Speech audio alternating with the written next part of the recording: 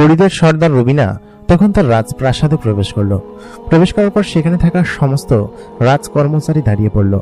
এই অঞ্চলে সমস্ত রাজকর্মচারী হচ্ছে মেয়েরা, এবং মেয়ে যেসব পরী আছে সমস্ত পরীরা এখানকার রাজকার্য চালায়, এবং প্রত্যেকটা ঘরের মূল কার্য চালায় হচ্ছে মেয়েরা, আর পুরুষেরা তাদের কথা পালন করে। এই রাজ্যের এইটাই নিয়ম, এবং এই রাজ্যের জিনেরা এরকম ভাবে শত শত বছর ধরে গোলামি করে আসছে মেয়েদের। এটা একটা নারী শাসিত অঞ্চল। এই অঞ্চলে কোনো জিন কখনো নারীদের উপর কথা বলতে চায় না অথবা শাসন করতে চায় না। তবে জিনেদের যে বিন্দু পরিমাণ ক্ষমতা অথবা তাদের কোনো প্রকারের সম্মান নেই এমন না। প্রত্যেকটা স্ত্রী তার স্বামীকে সম্মান করেন। রানী তখন তার মূল দরবারে ঢুকতেই সকলে দাঁড়িয়ে গেল। তার সঙ্গে রয়েছে আরিফ। আরিফ একজন মানুষ, এবং সে মানুষের জগৎ থেকে এসেছে। ইতিমধ্যে প্রায় রাজ্যের অনেকেই জেনে গিয়েছে যে আমাদের সর্দারনি একজন মানুষ নিয়ে এসেছে, এবং সে তাকে পছন্দ করে। সর্দারনির উপর কেউ কোনো কথা বলে না, কারণ সে এই রাজ্যের সর্দার, এবং তার ওপর কেউ কথা বললে হয়তো তার প্রাণ যাবে। যদিও রানী এরকম না, কারণ রানী সকলের প্রতি দয়াশীল, এবং সকল রাজ্যবাসীকে তিনি এরকমই শিক্ষা দিয়েছেন। রানী এমন লোক যে উনি ছদ্মবেশে শহরের অলিগলি এবং বিভিন্ন গ্রাম ঘুরে বেড়ান, এবং সেই সমস্ত গ্রামের সমস্ত কিছু দেখে বেড়ান যে রানীর সম্পর্কে তারা কি বলে, এবং তার গ্রামে কোনো সমস্যা আছে কিনা। তখন সকল বলে উঠল, রানীমা, এই বুঝি আপনার সেই মানুষ ছেলেটি যাকে কিনা আপনি পছন্দ করেন? রানী তখন একটু হেসে বলল, হ্যাঁ, তোমরা সকলে ঠিক ধরেছ, সকলে বসো। রানী যে সিংহাসনের উপর বসে, সেই সিংহাসনের পাশে ছোট্ট একটি চেয়ার রাখা। সেই চেয়ারটাও এক অদ্ভুত সুন্দর কারুকার্য দিয়ে তৈরি করা। সেখানে আরিফকে বসতে দেওয়া হলো। রানীর মাথায় মুকুট রয়েছে, পরনে খুব সুন্দর দামি জামা, এবং পুরো শরীর যেন মণিমুক্তা জহরতে ভরা। পুরো মহলটা একদম যেন আলো দিয়ে ঝকমক করছে। এরকম চকমকে শহর এবং এরকম সুন্দর ইমারত আরিফ এর আগে কোনোদিন দেখেনি। আরিফের চোখ যেন কোনো কিছু বিশ্বাস করতে চাইছিল না। তখন সকল রাজকর্মচারী মানে মেয়েরা বলে উঠল, মাশাআল্লাহ, সে দেখতে খুব সুন্দর, এবং আপনার চয়েস বেশ ভালো, ছেলেটি বেশ ভালো দেখে মনে হচ্ছে। তখন রানী বলল, হ্যাঁ, সে বেশ ভালো এবং সৎ একজন মানুষ। আমি তাকে পছন্দ করেছি কি জন্য? অবশ্যই নিশ্চয়ই কোনো কারণ আছে। আজকে আমি একটি জরুরি ঘোষণা দেওয়ার জন্য তোমাদের এখানে এসেছি। তাছাড়া রাজ্যের কোনো সমস্যা বা ওই জাতীয় কোনো রাজকার্য আজকে করব না। আজকে আমি চলে যাব নিজের বিশ্রাম কক্ষে, আর খুব শীঘ্রই আমরা বিয়ে করছি। এই কথা শুনে সকলে তখন বাহবা দিল। প্রত্যেকটা কর্মচারী তখন সেখানে উঠে হাতাতালি দিল, এবং সবাই রানীর কথা শুনল।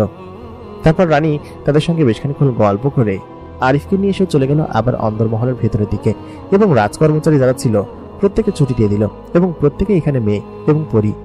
সকলে রাজপ্রাসাদ থেকে বেরিয়ে গার্ডেনে এসে একজনের সঙ্গে কথা বলতে শুরু করলো। তবে তারা রানীর বিরুদ্ধে কথা বলছিল না। তারা বলছিল যে রানীর চয়েস ভালো আছে, খুব সুন্দর ছেলে, আর আমাদের এখানে জিনেরা বা কেমন ভাবে রানীকে বিয়ে করতে পারবে। আর রানী একটা মানুষকে নিজের পছন্দ ধরে নিয়ে এসেছে, সেটা তার ব্যাপার। তবে ছেলেটা বেশ ভালো। সবাই এরকম বলাবলি করছিল। ছুটি হয়ে গিয়েছে যেহেতু তারা তাদের নিজের প্রাসাদে ফিরে যাবে।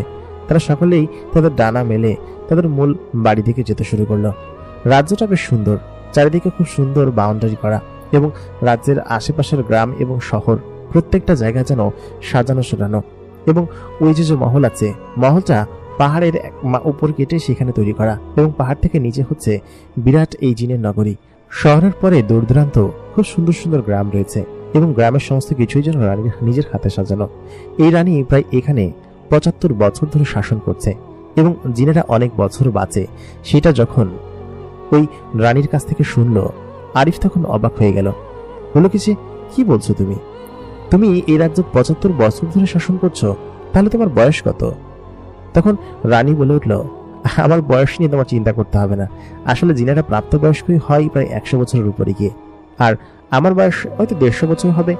তুমি একদমই এটা নিয়ে ভেবো না, ঠিক আছে? আরিফ তখন বলল, না না, একদমই তাকে সেটা নিয়ে ভাববো কিসের জন্য? আসলে আমি তো তোমাকে ভালোবাসি। তোমার বয়স অথবা তোমার শরীর বা চেহারা দেখে আমি তো তোমাকে ভালোবাসি। আমি ভালোবাসি বেশি তোমার মন দেখে। তখন পরীর রানী বলে উঠল, আমি জানি আরিফ, তুমি আমাকে বেশ পছন্দ করো, এবং আমি যেরকম তোমাকে ভালোবাসি ঠিক সেরকমই তুমি আমাকে ভালোবাসো, এবং এইটা আমি খুব ভালোভাবে জানি। তাই বলে পরীর রানী তাকে জড়িয়ে ধরল, এবং ধরে বলল যে সত্যি আরিফ, আমি তোমাকে পেয়ে বেশ খুশি, এবং আগামী ৩-৪ দিন আমি রাজ্যের কোনো কাজ করব না, শুধুমাত্র তোমাকে নিয়ে ঘুরবো। সত্যি কথা বলতে তোমাকে ছাড়া এই কয়েকদিন যে আমি কিভাবে কাটিয়েছি সেটা আমি বলে বোঝাতে পারবো না। সব মিলিয়ে তোমাকে ছাড়া আমার একটু খারাপ সময় কেটেছে। আচ্ছা ঠিক আছে, চলো আমরা ভেতরে যাই, নিজেদের কক্ষে গিয়ে সেখানে বসে গল্প করি। রানী তখন এই কথা বলতেই আরিফ বলল কি যে না না, এমনটা করা ঠিক হবে না। রাজ্যের অনেক সমস্যা থাকে, সেই সমস্ত জিনিস তুমি দেখো, আর আমরা দুপুরের পর তো একসঙ্গেই থাকবো। তুমি বেলা পর্যন্ত তখন দেখো, তারপর না হয় আমরা একসঙ্গে গল্প করব। পরীর রানী তখন জানালো, ঠিক আছে, তুমি যেহেতু এরকম কথা বলছো তাহলে কোনো সমস্যা নেই। আমি মূলত তোমাকে সময় দেওয়ার জন্য এরকমটা করেছিলাম। আর তুমি কি আর কিছু বলবে আমাকে? তখন আরিফ বলল, আসলে মূলত এখানে এসেছি একদিন তো হয়ে গিয়েছে, বাড়ির সকলে চিন্তা করবে, কোথায় গিয়েছি না না গিয়েছি সেটা সম্পর্কে চিন্তা করবে ওরা। তখন পরীর রানী বলল কি যে, তুমি সেসব বিষয় নিয়ে কিছু চিন্তা করো না, তোমার বাড়ির সকলে ঠিকঠাক মতোই আছে, আর তোমার বাড়িতে আমি সমস্ত কিছু পাঠিয়ে দিয়েছি, তুমি একদমই চিন্তা করো না। আরিফ বলল কি যে, কি পাঠিয়ে দিয়েছো? তখন পরীর রানী বলল, তোমাকে সেটা নিয়ে ভাবতে হবে না, চলো আজকে যেহেতু ছুটি দিয়েই দিয়েছি, আজকে আমরা ওই পাশের বাগানটা গিয়ে বসি, বাগানটা বেশ সুন্দর। তখন প্রায় সূর্যের আলো মাথার উপর, প্রায় অনেকটা সকাল পেরিয়ে দুপুর গড়াতে শুরু করেছে। আরিফ এবং পরীর রানী সেই বাগানের ভিতরে গেল।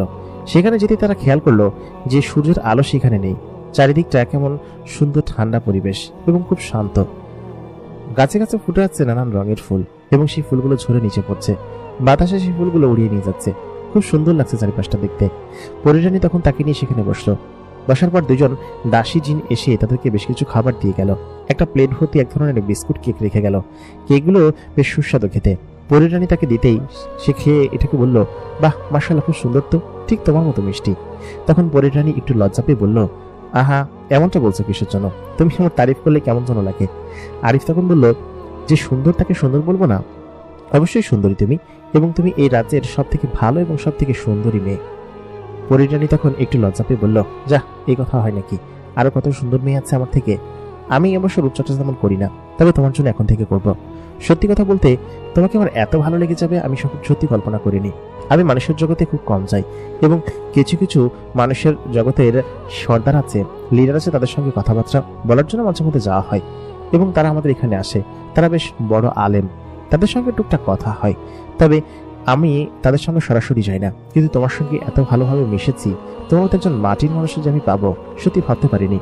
তারা সেখানে বেশ খানিক্ষণ বসে রইল। তারপর সেই রাত্রেবেলা তারা নিজের কক্ষে চলে আসলো। কক্ষে খাবারগুলো সব রেখে দেওয়া হলো। পরীর রানী তার নিজের কক্ষেই খাবার দাবার খায় এবং সেখানে বসে সে সমস্ত খাবার দাওয়া শুরু করলো। খাওয়ার সময় বেশ খানিক্ষণ পর পরীর রানীর বাবা এবং মা আসলেন। পরীর রানীর যে বাবা ছিলেন তিনি একজন জিন, এবং পরীর রানীর মা হচ্ছে এই রাজ্যের একসময় রানী হইত, এবং সেই রানী এখন তার মেয়ের উপরে চলে গিয়েছে। পরীর রানীর মা তখন সেখানে এসে বলল, তুই এটা কি করছিস বলতো, একটা মানুষকে। তারা তাদের ভাষায় কথা বলছিল, তবে সেইটা আরিফ কোনোভাবে বুঝতে পারছিল না। তখন পরীর রানী রেগে গিয়ে বলল, মা, আমি যেটা করি না করি তবে তোমার কি, আমি তাকে পছন্দ করেছি, তার সঙ্গে থাকবো। আর তুমিও তো বাবাকে একদিন পছন্দ করেছিলে, বাবা তো বাহিরের রাজ্যের একটা জিন ছিল, সে তো তোমার জন্য এখানে এসেছে। আর এইখানে এই রাজ্যে যে পুরুষ শাসন চলে না সেটা তুমিও জানো, তুমিও তো প্রায় 300 বছর শাসন করেছো তখন, আর আমি তো এখন শাসন করছি। আমি তার সঙ্গে থাকি, কত বছর থাকবো সেটা আমার বিষয়, সে মৃত্যুর আগ পর্যন্ত থাকবো, তারপর আমার পরিবর্তন হতে পারে না, তারপর আমি যা করার করবো, তুমি বিষয়ে কিছু বলো না তো। তখন সে রাগবাগ করে তার মাকে সেখান থেকে তাড়িয়ে দিচ্ছিল। আমি তখন বললাম, আহা আপনি চলে যাচ্ছেন কেন, বসুন আমাদের সঙ্গে খাবার খান। তখন সে সেখান থেকে এক প্রকার রাগবাগ করে চলে গেল। আর আরিফ তখন কিছু বুঝতে পারলো না। ওদিকে তখন পরীর সর্দার বলল কি যে, আহা খাও তো, এমনি উলটপালট কথা বলছিল, ভালো লাগছিল না। জিনটা এসে তার মেয়ের মাথায় হাত বুলিয়ে দিতে লাগলো। পরীর রানীর এবং তার বাবার মধ্যে বেশ ভালো সম্পর্ক। তার কি বললো জানি না, খানিক্ষণ বাদে তার মনটা বেশ ভালো হয়ে গেল। আরিফ তখন বলল কি যে, তোমার মন এই ভালো এই খারাপ, অবশ্য তোমার রাগের চেহারা এখন পর্যন্ত দেখিনি, রাগলে তুমি কেমন হয়ে যাও। ঠিক সেই মুহূর্তে একটা কার্টুনের চেহারা করে ফেললো পরীর রানী। তখন বলল যে, রাগলে এরকম হয়ে যায়, তুমি ভয় পেয়েছো? আরিফ বলল, না, তোমাকে এটাতে দেখতেও খুব মিষ্টি লাগে। সে বলল, তাহলে একটা ভূতের চেহারা নিয়ে আসি, সেটা দেখলে নিশ্চয়ই তুমি ভয় পাবে। তখন বললো, না না না থাক, সেটা আমি দেখতে চাই না, কারণ তুমি এমনিতেই খুব সুন্দর, তোমাকে পেতনি রূপে দেখতে চাই না। তাতে করে পরীর সর্দার বলল, তাতে করে কি? আরিফ বলল, না তেমন কিছু না। আচ্ছা খাও তো, আসো তোমাকে খাইয়ে দিই। আসলে তুমি এত বড় একজন জিন সর্দার নেই, তোমাকে খাইয়ে দিতেও আমার কেমন যেন ভয় ভয় লাগে। তখন জিনিস সর্দার বলল, তুমি যা মন চায় তাই করতে পারো। তুমি আমাকে চাইলে একটা মায়েরও দিতে পারো, কারণ আমি তো তোমার স্ত্রী হতে চলেছি, তাই না? তোমাকে আর কিছুদিন পর বিয়ে করব, আর আমাদের বিয়ে হয়ে গেলে তখন আমার প্রতি সমস্ত অধিকার তোমার থাকবে। তুমি চাইলে আমাকে বকো, মাটো, মারো, কাটো, ভালোবাসো, সবকিছু করতে পারবে। আমি রানী বলেছে আমার উপরে বেশি কর্তৃত্ব থাকবে, এমনটা কিন্তু না। আর তুমি এটা ভেবো না যে এই অঞ্চলে সকলে মেয়েরা শাসন করে বিদায় পুরুষদের সম্মান অথবা দায়িত্ব কম, এরকমটা না। কিন্তু পুরুষরা সমস্ত কিছু করে, ঠিক আছে? সেহেতু আমি তোমাকে অবশ্যই সেরকম কোনো বাধা বিপত্তিতে রাখবো না, ঠিক আছে? পুরী সর্দার এই কথা বলতে তখন আরিফ বলল কি যে, আচ্ছা ঠিক আছে, বুঝতে পেরেছি। আরিফ এবং পুরী সর্দার তখন একই বিছানায় গেল। আরিফ বলল, আমরা এখানে একসাথে ঘুমাবো? সে বলল, হ্যাঁ, আমরা তো বিয়ে করছি, তাছাড়া তোমাকে আমি প্রচন্ড পরিমাণ ভালোবাসি, এবং সেই ভালোবাসা সত্যি আমি কোনোভাবেই মেটাতে পারবো না। এবং তাই বলে তার কপালে চুমু খেলো। তারপর আরিফ বলল কি যে, ঠিক আছে, আমরা বিয়ের আগে কোনো কিছু করব না, পাশাপাশি শুভ, ঠিক আছে? পরিরানী বলল, আচ্ছা ঠিক আছে, তুমি যেটা বলবে সেটাই হবে। তারা পাশাপাশি শুলো, কিন্তু মাঝখানে একটা কোলবালিশ দিয়ে শুলো। আরিফ তার পরীর বউকে দেখছিল, যদিও এখনো তার বউ হয়নি, কিন্তু তাকে দেখছিল। সে বেশ খানিকক্ষণ ঘুমিয়েছিল। দেখতে দেখতে কখন সে ঘুমিয়ে পড়ল আরিফ নিজেও বলতে পারবে না। রাত তখন বেশ গভীর, চারিদিকে সমস্ত পাহারা রয়েছে, রাজ্যের চারিদিকে জ্যোৎস্না ফুটেছে। পরীর সর্দার তখন ঘুম থেকে উঠল। ঘুম থেকে উঠে তার বারান্দায় গেল। তার পরনে বিশাল আকৃতির এক জামা, এবং সে একটু একটু করে আসমানের দিকে তাকালো। মহল থেকে উড়ে সে একদম শেষ মাথায় আসলো। মহলের সামনে দাঁড়িয়ে সে একটা ঘোড়ার উপরে উঠে সঙ্গে সঙ্গে তার রূপ পরিবর্তন করে একটা পুরুষ জিনে পরিণত হয়ে গেল। তাকে দেখতে একটা পুরুষ জিনের মতো লাগছে। সে ঘোড়ার উপরে উঠে একটা ছদ্মবেশী কাপড় পরে শহরের ভিতরে হাঁটতে শুরু করলো। ততক্ষণে শহর জমজমাট হয়ে উঠেছে। সে একটু আগে শুয়ে পড়েছে। এত সকাল সকাল সাধারণত সে ঘুমায় না, তবে আজকে তার প্রেমের পুরুষ হয়তো তার কাছে আছে, এই জন্য সে তাকে নিয়ে তাড়াতাড়ি ঘুমিয়ে পড়েছে। আর রাজ্য রাত্রেবেলা জমজমাট হয়ে ওঠে। রাজ্যের সমস্ত কার্যক্রম যেন তখনই সম্পূর্ণ হয়। সে তখন ঘোড়া নিয়ে রাজ্যের ভেতরের একটা গলি দিয়ে যেতে শুরু করলো। খুবই ব্যস্ততম গলি। সেখানে গিয়ে একটা দোকানে কিছু জিনিসের দাম জিজ্ঞেস করলো। তারা বললো কি যে, জিনিসের দাম এরকম। সে বলল, ঠিক আছে। তাই বলে সে হাঁটতে শুরু করলো। কিন্তু সে দোকানদার বলল, আরে ভাই, দাম জিজ্ঞেস করে চলে যাচ্ছেন যে, নেবেন না? সে বলল কি যে, না, এমনি দাম শুনলাম।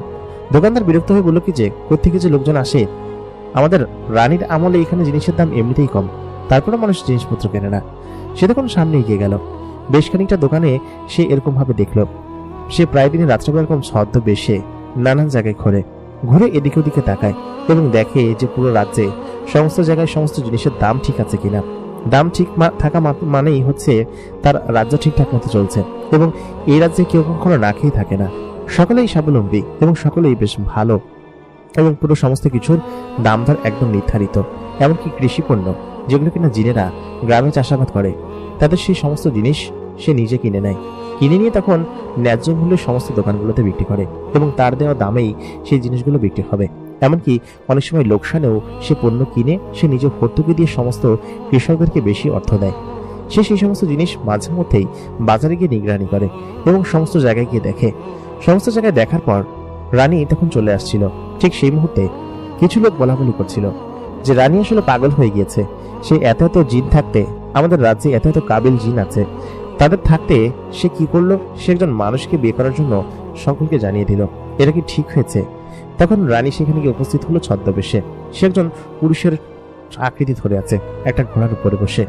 সে তখন বলল যে, রানীর পছন্দ তো অন্য কিছু হতে পারে, আপনাদের কোনো পছন্দ আছে কিনা যেটা রানীর পছন্দ হতে পারে? সেই পুরুষ জিনটার কণ্ঠ শুনে তারা বলল কি যে, কে ভাই তুমি? তোমাকে তো এই শহরে কখনো দেখিনি। সে বলল, আমি গ্রাম থেকে এসেছিলাম আনাজ বিক্রি করতে, আসলে দেরি হয়ে গিয়েছিল, এই জন্য ভাবলাম যে এখানে একটু ঘোরাফেরি করি, চলে যাবো আজকেই। সে বলল কি যে, তা তোমাকে কিসের জন্য বলতে যাব? তবে আমাদের রানীর সঙ্গে আমাদের যে মন্ত্রী আছে, মন্ত্রীকে ভালো মানাতো।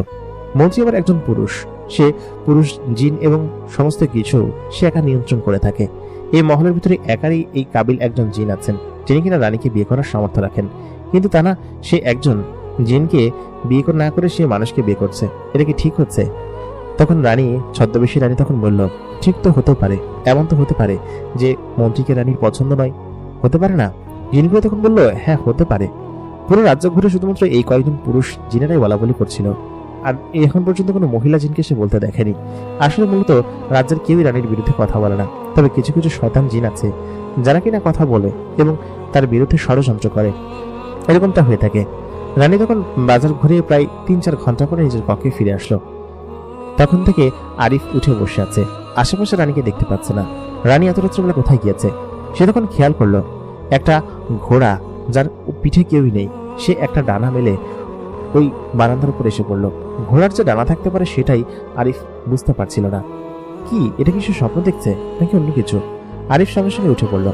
উঠে এসে সঙ্গে সঙ্গেই দেখতে পেল সেই ঘোড়াটাকে, এবং ঘোড়াটা তখন একটু একটু করে মানুষের রূপান্তর হয়ে গেল, এবং সে খেয়াল করলো তার সামনে রানী দাঁড়িয়ে আছে। সে তখন সঙ্গে সঙ্গে উঠে বলল কি যে, তুমি কোথায় গিয়েছিলে? তোমাকে তো আমি দেখতে পাচ্ছিলাম না, আর তুমি একটা ঘোড়া থেকে ডানাওয়ালা ঘোড়া দাও, তা থেকে আবার জিনের রূপান্তর হলে কিভাবে? সে তখন বলল, আমার অনেক ক্ষমতা রয়েছে এবং আমি এই ক্ষমতার বশ ধরে যে কোনো জিনিসের রূপ ধারণ করতে পারি।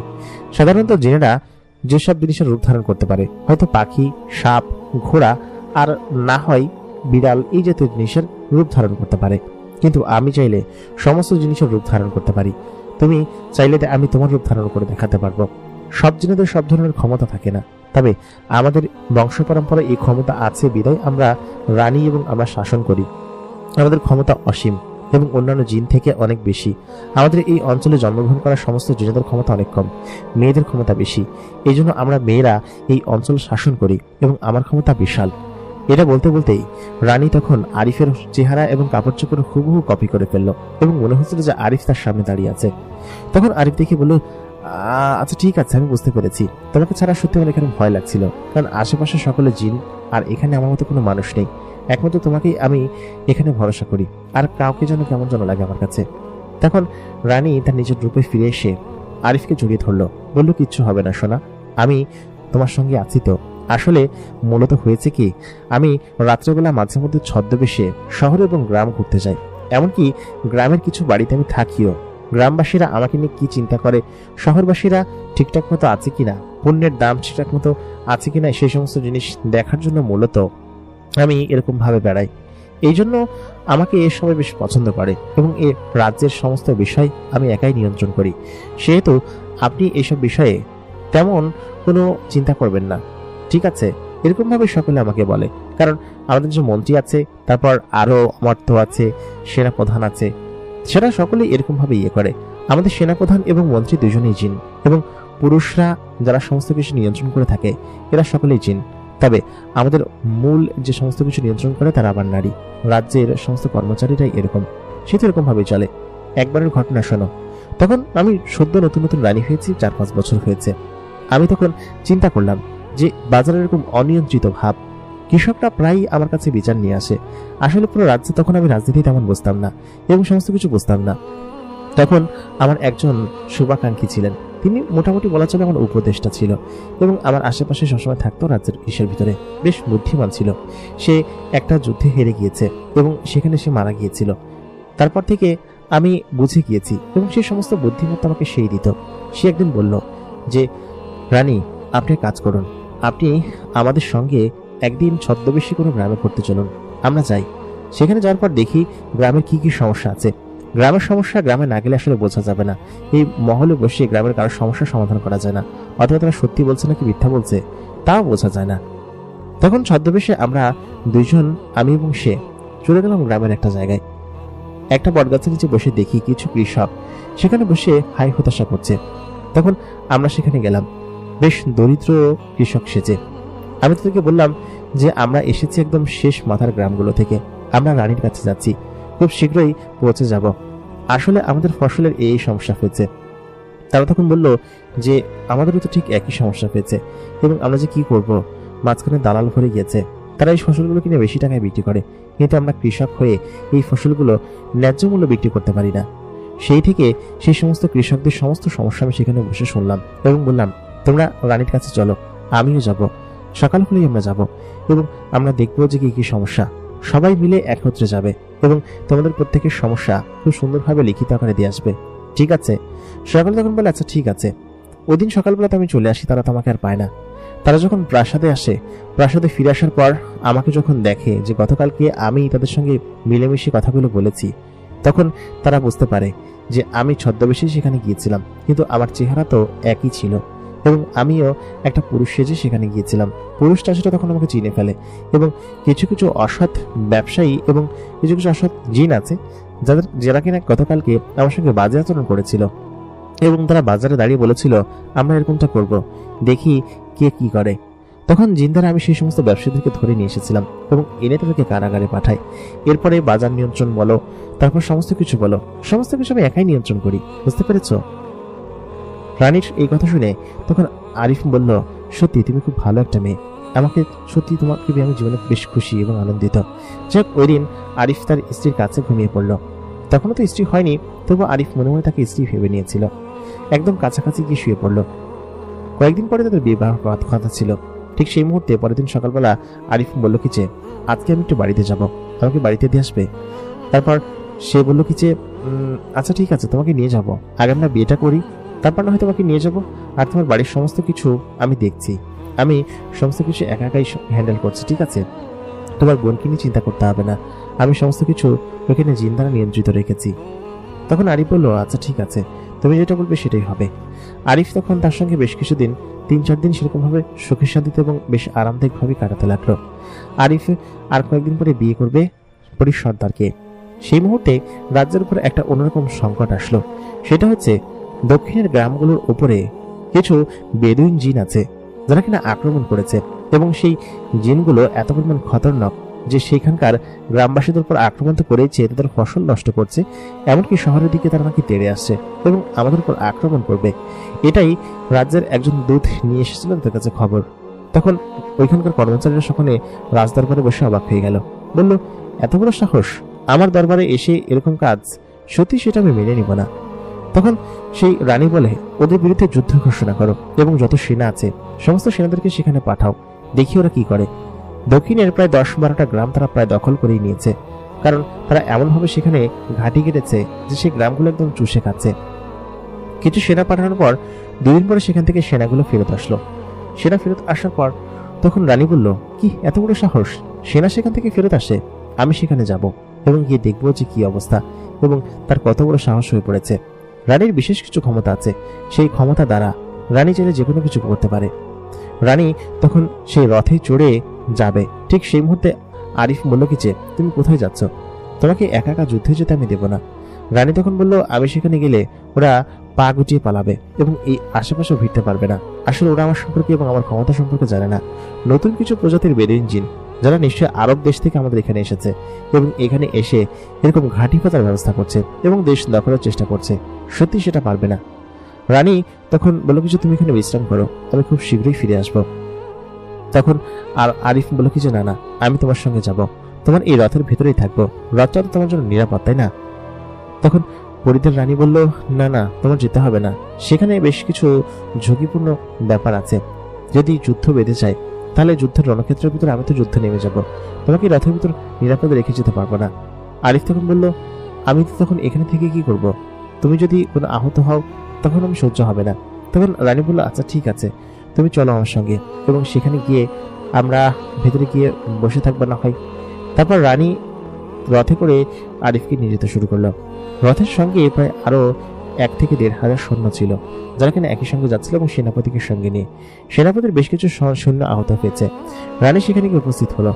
উপস্থিত হয়ে বলল কি যে, হে বেদুইন, তোমরা এখানে এসে কিসের জন্য?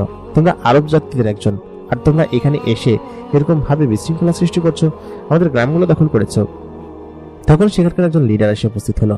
লিডারের মাথায় বড় শিং রয়েছে এবং সে একজন জিন। তার শরীরে কালো কাপড়, বেশ বড় এবং দানবীয় দেখতে, এবং তার অদ্ভুত সেই দাড়ি, তাকে দেখতে আসলে ভিলেনের মতো লাগছিল। পরীর রানী তখন বলল, তোমরা এখান থেকে চলে যাও, এখান থেকে না গেলে কিন্তু প্রাণে মারা পড়বে। তখন সেই লিডার হেসে দিল।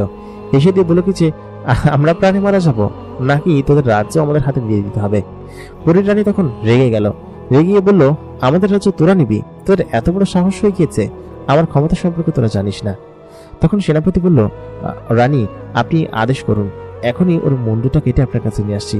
ওই পাশ থেকে ওই লিডার বলে উঠল, আমার মুন্ডু কাটবি? শেষমেশ তোর মুন্ডু না খোয়া যায়, আমাদের ক্ষমতা সম্পর্কে তোর ধারণাই নেই, তুই কিছু জানতেই পারবি না। সেই লিডার তখন বলল কি যে আসুন সম্মুখ যুদ্ধ হয়ে যাক, এবং যুদ্ধে যে পরাজিত হবে সে এই রাজ্য ছেড়ে চলে যাবে। কি আপনি রাজি তো? তখন আরিফ বলল কি যে না না, তুমি রাজি হও না, কারণ ও হচ্ছে কি তোমাকে ফাঁসানোর চেষ্টা করছে। আমি জানি ও নিশ্চয়ই বেশ বুদ্ধিমান একজন জিনের সঙ্গ পেয়েছে এবং ও জানে যে ওর সৈন্যবন্য দল দিয়ে এখানে নিশ্চয়ই জিতে যেতে পারবে, এই জন্য এরকম একটা শর্ত দিচ্ছে। আর ও এখান থেকে বের হয়ে গেলে ওর তো কোনো লাভ নেই, বরঞ্চ আপনি হেরে গেলে ওর লাভ। পরী রানী তখন বলল আমি এত সহজে হেরে যেতে চাই না এবং আমি হেরে যেতে পারবো না, এটা আমার আত্মসম্মানের ব্যাপার, আমি যুদ্ধ করব। তখন সেনাপতিদেরকে যুদ্ধের জন্য লাগিয়ে দেওয়া হলো। আরিফকে মাটি থেকে বেশ কিছুটা উপরে মেঘের আড়ালে সে রথটা দিয়ে দাঁড় করানো হলো। আরিফ যুদ্ধ দেখছিল, কারণ তার আর কোনো কিছু করার ছিল না। পরীর রানী তখন সেখান থেকে একটা পঙ্খিরাজ ঘোড়ায় রূপান্তর হলো এবং সে ঘোড়া থেকে উড়ে এক অদ্ভুতভাবে প্রায় শত শত জিনকে মারছিল। সে খুব শক্তিশালী এবং তার চোখ দিয়ে এক ধরনের আলোক রশ্মি বের হয়। সে রশ্মি দিয়ে জিনগুলোকে মারছিল এবং পুড়িয়ে ছাই করে ফেলছিল।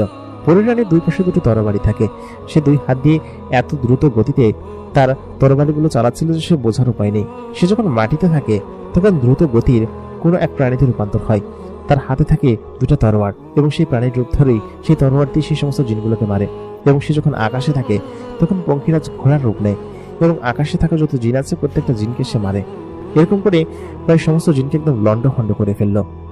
অনেকক্ষণ পর পরীর রানীর এই ক্ষমতা দেখে তখন সেই বেদুইন জিনের সর্দার সে ভয় পেয়ে গেল, কারণ পরীর রানী বেশ ক্ষমতাশালী এবং তার মধ্যে যে ক্ষমতা রয়েছে এই ক্ষমতা এই অঞ্চলে কারোর কাছে নেই। এই জন্যই সে রানী। তার মধ্যে এক অন্যরকম দৈবিক শক্তি এবং বেশ ক্ষমতা চলে এসেছে এবং তার পুরো শরীরে আলো চকমক করছে এবং দাও দাও করে আগুনের মতো জ্বলছে তার মাথা। তখন সমস্ত জায়গার সমস্ত জিনদেরকে সে মেরে ফেললো এবং এখানে থাকা যে সেনাপতি ছিল তার সমস্ত সেনাদের সামনে ওই বেদুইন জিনের দল 5 মিনিটও টিকতে পারল না। প্রায় তারা সকলেই মারা গেল, কারণ পরী রানী একাই প্রায় অর্ধেক সেনাকে মেরে ফেলেছে, আর বাকিগুলো সেনাপতি এবং তার সেনা। লিডার দেখে সে সেখান থেকে পালিয়েছে এবং গা ঢাকা দিয়েছে। লিডার হয়তো ভেবেছিল যে মেয়েরা শাসন করে সেই রাজ্য আর কেমন হবে, কিন্তু এই রানী এত পরিমাণ ক্ষমতাশীল সেটা সম্পর্কে তার কোনো ধারণাই নেই। ধারণা থাকলে হয়তো সে আর কোনদিন লাগতে আসতো না। যাই হোক, যুদ্ধ তখন শেষ হয়ে গিয়েছে। সকলে তখন সেখান থেকে পিছু হতে শুরু করেছে, একে একে পেছন দিকে আসতে শুরু করেছে এবং যুদ্ধের সমস্ত কিছু তখন সাজানো গোছানো চলছে। গ্রামবাসীও তখন বেশ খুশি। বেশ কিছু জিনের দল তখন বিজয় মিছিল নিয়ে বেরিয়েছে, আর রানীর জন্য এই সমস্ত কিছু কোনো কিছু ব্যাপার ছিল না। বেশ খানিক্ষণ পর উপর থেকে রথটা নিচে নামানো হলো। রানী তখন সেখানে বসেছিল, তার গায়ে জিনেদের রক্ত লেগে আছে এবং সেই সঙ্গে সে একদম ঘেমে গোসল করে ফেলেছে। রানী তখন সেখানে বসলো, কাপড় দিয়ে তার হাতের সমস্ত ন্যাকড়া মুছলো। তখন আরিফ ভিতর থেকে বের হয়ে আসলো, বলল তোমার এত ক্ষমতা, এত শক্তি, সেটা তো একদমই জানতাম না। তখন আরিফের এই কথা শুনে সে একটু হেসে বলল, আর এগুলো কিছু না, রাজ্য বাঁচাতে হলে এরকম করতেই হবে। এই সমস্ত জিনিস আমি শিখেছি, আর আমাদের এই রাজ্য শুধুমাত্র মেয়ে শাসিত বলে এই যে রাজ্য দুর্বল এমন না। আমাদের মেয়েদের মধ্যে রাজকীয় যত রক্ত আছে তাদের মধ্যে বিশেষ কিছু ক্ষমতা রয়েছে এবং সেই ক্ষমতা আমরা যে কোনো জিনদের উপর অ্যাপ্লাই করতে পারি এবং এই জিনটা তো 5 মিনিটও টিকতে পারেনি, আমার ক্ষমতা আরো অনেক বেশি। তখন আরিফ খানিকটা ভয় পেয়ে বলল, বাপরে, কার সঙ্গে সংসার করবো? পরিজানি তখন তার কপালে একটা চুমু খেলো, বললো, আমার সঙ্গে। আমি তোমাকে কখনো ক্ষতি করবো না, আর তুমি আমার কলিজা, তোমাকে ছেড়ে। ঠিক সেই মুহূর্তে দূর থেকে একটা তীর এসে আরিফের কাঁধে লাগলো। কাঁধ বরাবর লাগতে লাগতেই আরিফ তখন সেখানে লুটিয়ে পড়ল। পরীর রানী দেখলো দূর থেকে সেই জিনের সর্দার, যে কিনা আরব দেশ থেকে এসেছে, সে তখন তার গায়ে তীর মেরেছে এবং পরীর রানীকে বাঁচাতে গিয়ে আরিফ সেই তীরটা তার নিজের মুখে বিঁধেছে। আরিফকে এরকম লুটিয়ে পড়ে দেখতে পরীর রানী তখন রেগে গেল। সে এত জোরে খেপে গেল যে তার পুরো শরীর দিয়ে এক ধরনের চকমকি আলো বের হতে শুরু করলো এবং দূর থেকেই তার চোখের সেই গোলা বর্ষণটি সেই বেদিন জিনের সর্দারের গায়ে মারল এবং মারার সঙ্গে সঙ্গে সে সেখানে ছুটিয়ে চূর্ণ বিচন্ন হয়ে গেল এবং এদিকে ওদিকে তার সমস্ত শরীরের অংশবিশেষ উড়ে পড়ে যেতে লাগলো, সমস্ত মাংসপিণ্ড। তখন সে আরিফকে কোলে তুলে নিল। কোলে তুলে বলল কি যে, আরিফ, তোমার কি হয়েছে? আরিফের সমস্ত মুখমণ্ডল নীল হয়ে যেতে শুরু করলো, কারণ এই জিনিসটা ছিল বিষে ভরা এক ধরনের জিনিস, যেটা আরিফের পুরো শরীরকে একদম তাৎক্ষণিক নীল বানিয়ে দিয়েছে। আরিফ তখন বলল যে, আমার খুব খারাপ লাগছে, আমার খুব খারাপ লাগছে পরি। পরিসর্দা তখন বলল যে, না আরিফ, তোমার কিছু হবে না, তোমাকে আমি কিছু হতে দিব না। সে কান্নাকাটি করতে শুরু করলো। সেনাপতি তখন সেখানে এসে বলল, হায় হায়, একে তো বিষে ভরা বান মেরেছে, এই তীরটি ওর শরীরে লাগা মাত্রই ও তো মারা যাবে, আর আপনার শরীরে লাগলে তখন নিশ্চয়ই মারা যেতেন, কিন্তু ও এখনো বেঁচে আছে। ওকে খুব শীঘ্রই আমাদের বৈদ্যর কাছে নিয়ে যেতে হবে। পাহাড়ের গুহায় এক অভিজ্ঞ বৈদ্য বসবাস করে, সেই সব বিষয়ে বেশ এক্সপার্ট আছে এবং তাকে খুব শীঘ্রই আমাকে তার কাছে নিয়ে যেতে হবে। তখন পরিরানী তাকে কোলে তুলে নিল এবং কোলে তুলে খুব শীঘ্রই পঙ্খিরাজ ঘোড়ার মতো হয়ে আকাশে খুব জোরে ডানা মেলতে শুরু করলো। তার ডানার শক্তি এত বিশাল যে এক ঝাপটে সে প্রায় 3 থেকে 4 মাইল দূরে গিয়ে উড়ছিল এবং অনেকটা ওড়ার পর সে প্রায় সেই মহলের কাছাকাছি পেছনে যে বড় পাহাড় আছে সেই পাহাড়ের ধ্যানরত অবস্থায় সেই ডাক্তার বৈদ্যের কাছে যায়, যে বৈদ্যের কাছে সেই জিনিসের সমাধান আছে। বৈদ্য তখন তাকে দেখে বলে, এর চিকিৎসা আমি করতে পারবো না এবং এ খুব শীঘ্রই মারা যাবে, মাত্র কয়েক ঘন্টার ভিতরে মারা যাবে। এই কথা শুনে তখন পরিরানী কেঁদে ফেললো, বলল কি যে না, এটা কখনো সম্ভব হতে পারে না, কেন সে মারা যাবে, নিশ্চয়ই কোনো চিকিৎসা আছে। তখন সেই তান্ত্রিক বা সেই বৈদ্য তার চোখ বন্ধ করে চুপচাপ সেখানে বসে রইল। পরিরানী তখন কান্নাকাটি করছে, কারণ আরিফের ভীষণ কষ্ট হচ্ছে। আরিফ এদিক ওদিকে তাকাচ্ছে কিন্তু কোনোভাবেই কোনো সুরাহা করতে পারছে না, তার শরীর যেন জ্বলে যাচ্ছে। সে পরিরানীকে বলল, আমার খুব খারাপ লাগছে। পরিরানীর এত পরিমাণ ক্ষমতা থাকা সত্ত্বেও সে কোনো কিছু করতে পারছে না। আসলে সে তাকে প্রচন্ড পরিমাণ ভালোবাসে, ভালো না বাসলে কেউ এত পরিমাণ কান্নাকাটি করে? সে একজন রানী হয়ে একজন মানুষের জন্য এমনটা কি কখনো সম্ভব? কিন্তু পরিরানী তার জন্য কান্নাকাটি করছে। তখন সেই বৈদ্য তার চোখ খুললো, চোখ খেয়ে বলল কি যে আমি সমাধান পেয়েছি এবং এই সমাধানের রাস্তা খুব কঠিন, সেই সমাধানের রাস্তা তোমাকেই পাড়ি দিতে হবে। আসলে একে নিয়ে এখান থেকে অনেকটা দূরে আগুন পাহাড়ের ওই পাশে প্রায় 3টা পাহাড় পার হতে হবে। সেই পাহাড়ের ওই পাশে আমাদের রাজ্যের বাহিরে একটা গুপ্ত জায়গা আছে। সেই গুপ্ত পাহাড়ের ভেতরে একটা সুড়ঙ্গ পথ সোজা নিচের দিকে নেমে গিয়েছে। সেখানে গোল আকৃতির একটা বড় উপর থেকে নিচ পর্যন্ত ফাঁকা জায়গা আছে। সেই ফাঁকা জায়গায় একটা জলাশয় আছে। সেই জলাশয়ের ভিতরে আবার ছোট্ট একটা জলাশয় আছে। সেই জলাশয় হচ্ছে পবিত্র পানির একটা জলাশয়। সেই পবিত্র পানিতে যদি ওকে গোসল করানো হয় তাহলে ও খুব শীঘ্রই সুস্থ হয়ে যাবে। পরিরানী তখন বলল, আমি আমার সমস্ত শক্তি দিয়ে সমস্ত সৈন্য দিয়ে সেখান থেকে পানি আনার ব্যবস্থা করব। তখন সর্দার বললেন, এটা সম্ভব নয়, কারণ ওকে সাথে করে সেখানে নিয়ে যেতে হবে এবং সেখানে নিয়ে গিয়ে কেবলমাত্রই এর চিকিৎসা করানো সম্ভব। আর ওইখান থেকে পানি আনা মাত্রই বাইরের হাওয়ার স্পর্শ পেলে সেই পানির কার্যকারিতা নষ্ট হয়ে যায়, সেহেতু ওইখানে ওকে নিয়ে উপস্থিত হতে হবে। এটা করার জন্য অবশ্যই তোকে সঙ্গে করে যেতে হবে এবং চিন্তা করে দেখ যাবি কিনা, কারণ হচ্ছে এগুলো বেশ সংবেদনশীল জিনিস এবং ওকে বাঁচাতে হলে আগামী 4-5 ঘন্টার ভিতরে সেই পানি স্পর্শ করাতে হবে, তবে মাত্র সে বেঁচে যাবে। পরিরানী আসলে আরিফকে বেশ ভালোবাসে বিদায় তার জন্য এরকম মায়া এরকম কান্না করছে এবং সেই সঙ্গে সে যেন কোনো কিছু বুঝে উঠতে পারছে না যে সে কি করবে। তারপর সে বলল কি যে আমি খুব শীঘ্রই সেখানে যেতে চাই, কিভাবে যাব? তখন সেই বৈদ্য বলল কি যে তুই যেতে পারবি, এখান থেকে সোজা 300 মাইল দূর দক্ষিণে যাবি এবং দক্ষিণে যাওয়ার পর একটা আগুন পাহাড় দেখতে পারবি। সেই আগুন পাহাড়ের ওই পাশে বড় একটা শাপলা বিল আছে, একটা গোলাপি, লাল, নীল এবং হলুদ রঙের শাপলা বিল। সেখানে এই রঙের ফুলগুলো ফুটে থাকবে। শাপলা বিলটা দেখলে বুঝে যাবি তুই সেই অঞ্চলে পৌঁছে গিয়েছিস। তবে এখানে যাওয়ার জন্য কিছু জিনিস অতিক্রম করতে হবে। সেই জিনিসগুলোকে যদি তুই না ঘুমিয়ে না ডিস্টার্ব করে যেতে পারিস তাহলে তুই সেখান থেকে খুব দ্রুত পৌঁছে যাবি। যেমন যে জঙ্গলের উপর দিয়ে যাবি, সেই জঙ্গলের ওপর কিছু জন্তু আছে যারা কিনা মানুষও না, আবার গাছও না, আবার কোনো জিনও না, তারা এক অন্যরকম সৃষ্টি। তারা খুব শীঘ্রই মানুষের এবং জিনেদের রক্ত ঘ্রাণ পেলে তাদেরকে গিলে খেয়ে ফেলে এবং সেটা একটা উদ্ভিদের মতো দেখতে, কিন্তু সেটা আসলে কি ধরনের প্রাণী সেটা আজ পর্যন্ত কেউ জানে না এবং তাদেরকে অ্যাভয়েড করে উপর দিয়ে খুব নিরাপত্তার সঙ্গে যেতে হবে। এই জন্য অবশ্যই খুব কম সংখ্যক লোক যেতে হবে। তখন পরিরানী বলল, আমি ওকে কোনো হারাতে চাই না, আমি খুব ভালোবাসি, আমি যাব। সেনাপতি এবং মন্ত্রী তখন বলে উঠলেন যে আপনি একা যাবেন, আমরা আপনার সঙ্গে যাই। তখন সে বলল, শুধু সেনাপতি চলো আমার সঙ্গে, আমি সেনাপতির উপর বেশ ভরসা করি, চলো আমার সঙ্গে। তখন প্রায় সে অচেতন হয়ে পড়েছে এবং তার শরীরে তখনও প্রাণ ছিল, কিন্তু হয়তো মুখে জবান ছিল না। পরিরানী তখন ছেলেটাকে নিয়ে সামনে আগাতে শুরু করলো, কারণ তাকে তো যেতেই হবে। সে উঠতে শুরু করলো। যে রথের উপর তারা চড়েছে সেই রথ 4টা ঘোড়ায় টেনে নিয়ে যাচ্ছে এবং সেই ঘোড়া পঙ্খিরাজ ঘোড়া। ঘোড়ার সামনে একজন জিন আছে যে কিনা তাদেরকে অপারেট করে এবং সেই জিন সেই সমস্ত ঘোড়াদেরকে খুব দ্রুত যাওয়ার জন্য আদেশ করছে। প্রায় 2 ঘন্টা লাগলো সেই আগুন পাহাড়ের আগে সে রাস্তা পর্যন্ত পৌঁছাতে। সেই বৈদ্য বলেছিল আগুন পাহাড়ের ওই পাশে কিছু গাছ আছে, তারা না গাছ, তারা মানুষ, না জিন, তারা এমন ভাবে তোমাকে খেয়ে ফেলবে যে তুমি চিন্তাও করতে পারবে না। তখন সেই বৈদ্য বলল, তার মানে এর পরের অংশ খুব নিরাপত্তার সাথে এখান দিয়ে যেতে হবে, গাড়ি অথবা প্রাণী নিয়ে গেলে হবে না। কারণ হচ্ছে এই জায়গাটা হচ্ছে সব থেকে বিপজ্জনক। এই জায়গাটা পার হতে পারলে সেই পদ্মবিল দেখা যাবে। সেই পদ্মবিলের মাঝখানে একটা গুহা আছে, সেই গুহা দিয়ে ভেতর প্রবেশ করতে হবে। ভেতর প্রবেশ করলে সেখানে থাকা সমস্ত কিছু দেখতে পার বাসায়। তারপর পরিরানী সে আগুন পাহাড় পর্যন্ত গেল। সেখান থেকে তখন রক্ষীকে বলল, তুমি রথটা এখানেই শূন্যে ভাসিয়ে রাখো, আমরা খুব শীঘ্রই ফিরবো। আর সেনাপতি, তুমি আমার সঙ্গে আসো। সেনাপতি তখন পরিরানীর সঙ্গে সঙ্গে যেতে শুরু করলো। অনেকটা পথ তারা যখন সামনের দিকে এগোলো, তখন একটা উদ্ভিদ, একটা মানুষ, একটা জিন, তারা সকল কিছু সংমিশ্রণ দেখে ফেললো পরিরানীকে। পরিরানী তখন মাটি থেকে অনেকটা উপরে শূন্যে ভাসছে। সে তখন সেনাপতিকে বলল, খুব শীঘ্রই চলো, ওরা টের পেয়ে গিয়েছে। একজন টের পাওয়া মানে সকলে টের পেয়ে যাওয়া। তখন সে খুব দ্রুত গতিতে সেখান থেকে তাদের স্পিড বাড়িয়ে প্রায় সেই শাপলা বিলের কাছে চলে আসলো। একটা উদ্ভিদ তখন তাদেরকে ছোল মারার চেষ্টা করলো, কিন্তু ততক্ষণে সেনাপতি সেই উদ্ভিদের যে ডালের অংশ ছিল সেই অংশটুকু কেটে নিচে ফেলে দিয়েছে এবং সে তখন নিচে পড়ে চেঁচাচেঁচি করছে।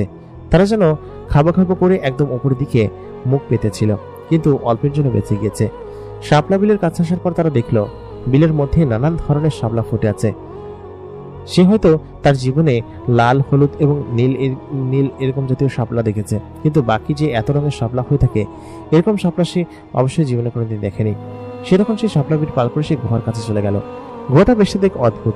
সেখানে যাওয়ার পর সেনাপতি মশাল জ্বালালো এবং ভেতরে যাওয়ার পর 2টা স্টেপ পার হওয়ার পর দেখতে পেল সত্যি সত্যি একটা হ্রদ রয়েছে এবং তার মাঝখানে একটা ফোয়ারা, তা দিয়ে পানি পড়ছে এবং সেই পবিত্র পানি জলজল করছে।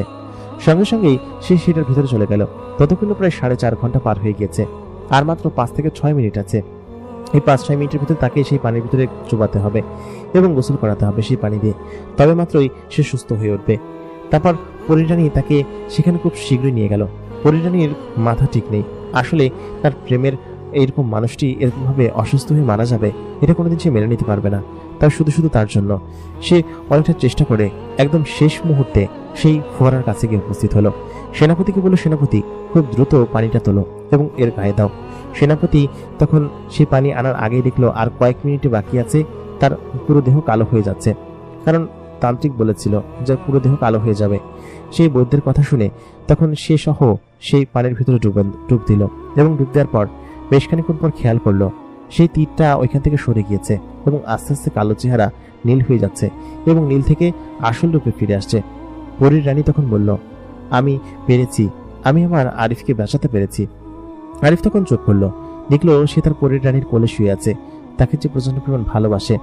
তারপর সে খুশি হয়ে তাকে চুমু খেলো এবং বলল, আমি তোমাকে বাঁচাতে পেরেছি। সত্যি কথা বলতে আমি ভাবতে পারিনি যে তোমাকে আমি বাঁচাতে পারবো, আমি তোমাকে খুব বেশি ভালোবাসি। সেনাপতি তার চোখ বন্ধ করে ফেললো এবং আরিফ তাকে জড়িয়ে ধরে বলল, তুমি আমাকে এত পরিমাণ ভালোবাসো। এবং সেনাপতি সমস্ত ঘটনা বলল। সমস্ত ঘটনা শোনার পর তারা যখন রথে চড়ে সেখান থেকে ফেরত আসছিল, তখন আরিফ বলল, সত্যি কথা, আমি জীবনে তোমাকে কোনোদিন ছেড়ে যাব না এবং আজীবন তোমার সঙ্গে থাকবো, কারণ তুমি যে আমাকে কতখানি ভালোবাসো সেটা আমি বুঝতে পেরেছি। সেদিনকে তারা সেখান থেকে ফিরে আসলো এবং রাজ্যের চারিদিকে এমনভাবে বেষ্টনী দেওয়া হলো যেন অন্য কোনো জাতি এর ভিতরে এসে দখলদারিত্ব না করতে পারে। এর কয়েকদিন পরেই আরিফকে পরীর রানী এবং পরীর সর্দার বিয়ে করলো। বিয়ে করার পরে আরিফের সেখানে বাসর হলো এবং প্রথমবারের মতো তারা এক অন্যের সঙ্গে মিলিত হলো। এতদিন একত্র থেকেও তাদের মিলিত হওয়ার অনুমতি ছিল না এবং পরীর রানীকে সকলেই মেনে নিল। সকলেই যেন তাদেরকে এক প্রকার অন্যরকম কাপল হিসেবে দেখছিল এবং এটাই যেন আরিফের জীবনে ছিল। এরপরে আরিফ তার নিজের বাড়িতে ফিরে যায় এবং ফিরে গিয়ে সমস্ত জিনিস দেখে অবাক হয়, কারণ তার বাড়িতে সমস্ত জিনিস আধুনিক হয়ে গিয়েছিল এবং এই কয়েকদিন এখানে আরিফের বদলে ছিল মাত্র একটা জিন, যে কিনা সমস্ত কিছু এত ভাবে পরিবর্তন করেছে এবং বিগত 1 মাসে আরিফের জীবনের প্রত্যেকটা অংশ পরিবর্তন হয়েছে। আরিফের বাড়িতে খুব সুন্দর কারুকার্যলা বিল্ডিং তৈরি হয়েছে এবং আরিফ এখন বেশ বড় লোক। সেই সঙ্গে আরিফের বোনের জন্য তার সেই পরী স্ত্রী তার জন্য সমস্ত কিছু করে এবং এখনো করে। আরিফ এখন তার পরী স্ত্রীর সঙ্গেই থাকে, কারণ রানী তার নিজের রাজ্য ছেড়ে মানুষের পৃথিবীতে যেতে পারবে না। আর আরিফ তাকে ভালোবাসে এবং পরীটা তার জন্য কি করেছে সেটা খুব ভালোভাবে জানে, এই জন্য সে তাকে ছেড়ে কোনোদিন যেতে পারবে না এবং তারা সেখানে একই সঙ্গে বসবাস করে এবং একই সঙ্গে আছে। পরী রানী প্রত্যেক দিন রাজসভা শেষে আরিফের কাছে এসে তাকে বেশ ভালোবাসে এবং নানান জায়গায় ঘুরতে নিয়ে যায়, এমনকি তার নিজের বাড়িতেও যায়। পরী রানী নিজেও সেখানে যায়। সব মিলিয়ে আরিফ যেন একজন সাধারণ মানুষ থেকে হয়ে উঠল একজন সম্রাট বা একজন অসাধারণ মেয়ের জামাই হয়ে উঠল। এটা যেন এক অবিশ্বাস্য ঘটনা, তাই না? ঠিক সেরকমই মনে হয়। এবং এই গল্পটি আপনাদের কাছে আশা করি বেশ ভালো লেগেছে। গল্পের শেষ পর্যন্ত আমাদের সঙ্গে থাকার জন্য আপনাদের সকলকে ধন্যবাদ। যারা এই গল্পের প্রথম পর্ব দেখেননি অবশ্যই দেখে আসুন।